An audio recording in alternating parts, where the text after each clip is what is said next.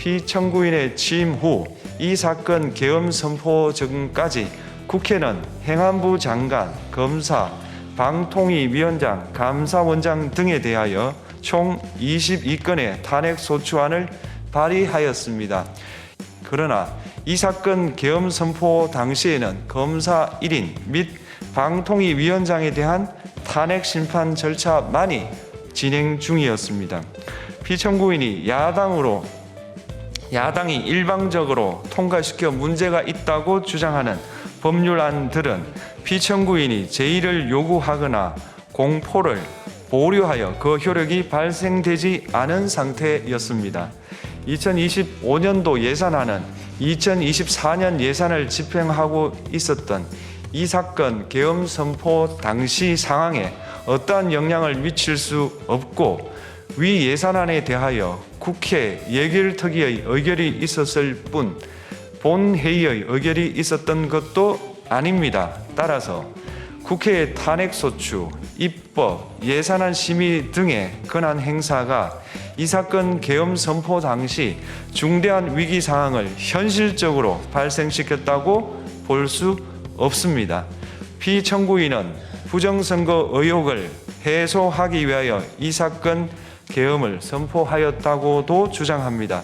그러나 어떠한 의혹이 있다는 것만으로 중대한 위기 상황이 현실적으로 발생하였다고 볼 수는 없습니다. 또한 중앙선관위는 제22대 국회의원 선거 전에 보안 취약점에 대하여 대부분 조치하였다고 발표하였으며 사전, 우편, 투표함, 보관장소, CCTV 영상을 24시간 공개하고 개표 과정에 수검표 제도를 도입하는 등의 대책을 마련하였다는 점에서도 피청구인의 주장은 타당하다고 볼 수 없습니다.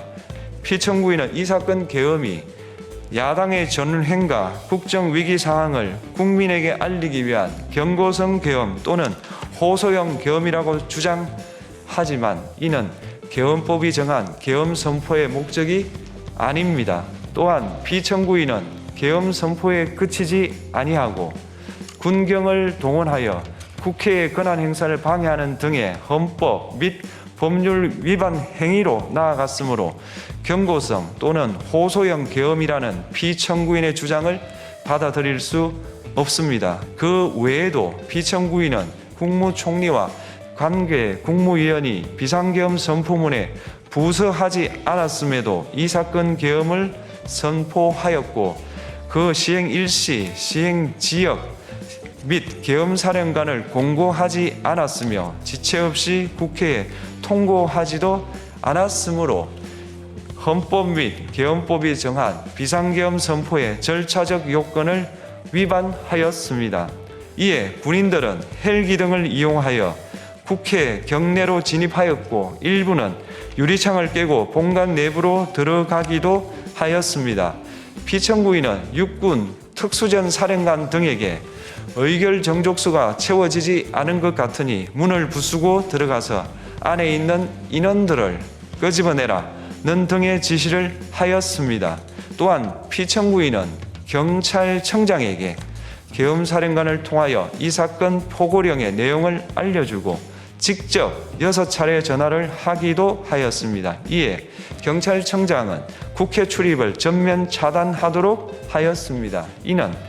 이로 인하여 국회로 모이고 있던 국회의원들 중 일부는 담장을 넘어가야 했거나 아예 들어가지 못하였습니다. 이와 같이 피청구인은 군경을 투입하여 국회의원의 국회 출입을 통제하는 한편 이들을 끌어내라고 지시함으로써 국회의 권한 행사를 방해하였으므로 국회에 계엄 해제 요구권을 부여한 헌법 조항을 위반하였고 국회의원의 심의 표결권, 불체포 특권을 침해하였습니다. 또한 각 정당의 대표 등에 대한 위치 확인 시도에 관여함으로써 정당 활동의 자유를 침해하였습니다. 피청구인은 국회의 권한 행사를 막는 등 정치적 목적으로 병력을 투입함으로써 국가 안전보장과 국토방위를 사명으로 하여 나라를 위해 봉사하여 온 군인들이 일반 시민들과 대치하도록 만들었습니다. 피청구인은 이 사건 포고령을 통하여 국회, 지방의회, 정당의 활동을 금지함으로써 국회에 계엄 해제 요구권을 부여한 헌법조항, 정당 제도를 규정한 헌법조항, 대의민주주의, 권력분리 원칙을 위반하였습니다. 비상계엄 하에서 기본권을 제한하기 위한 요건을 정한 헌법 및 계엄법 조항, 영장주의를 위반하여 국민의 정치적 기본권, 단체 행동권, 직업의 자유를 침해하였습니다.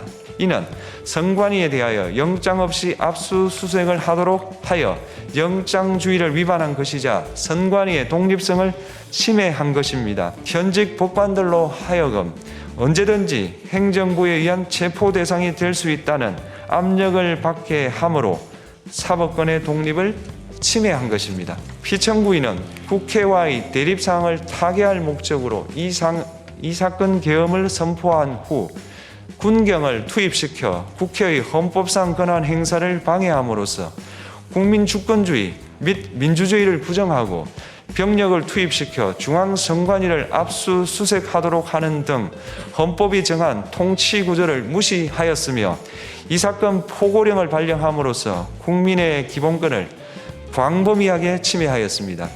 이러한 행위는 법치국가 원리와 민주국가 원리의 기본 원칙들을 위반한 것으로 그 자체로 헌법 질서를 침해하고 민주공화정의 안정성에 심각한 위해를 끼쳤습니다. 한편 국회가 신속하게 비상계엄 해제 요구를 결의할 수 있었던 것은 시민들의 저항과 군경의 소극적인 임무 수행 덕분이었으므로 이는 피청구인의 법 위반에 대한 중대성 판단에 영향을 미치지 않습니다. 그럼에도 불구하고 피청구인은 헌법과 법률을 위반하여 이 사건 계엄을 선포함으로써 국가 긴급권 남용의 역사를 재현하여 국민을 충격에 빠뜨리고 사회, 경제, 정치, 외교 전 분야의 혼란을 야기하였습니다. 국민 모두의 대통령으로서 자신을 지지하는 국민을 초월하여 사회 공동체를 통합시켜야 할 책무를 위반하였습니다. 피청구인을 파면함으로써 얻는 헌법 수호의 이익이 대통령 파면에 따르는 국가적 손실을 압도할 정도로 크다고 인정됩니다. 이에 재판관 전원의 일치된 의견으로 주문을 선고합니다. 탄핵 사건이므로 선고 시각을 확인하겠습니다. 지금 시각은 오전 11시 22분입니다. 주문, 피청구인 대통령 윤석열을 파면한다.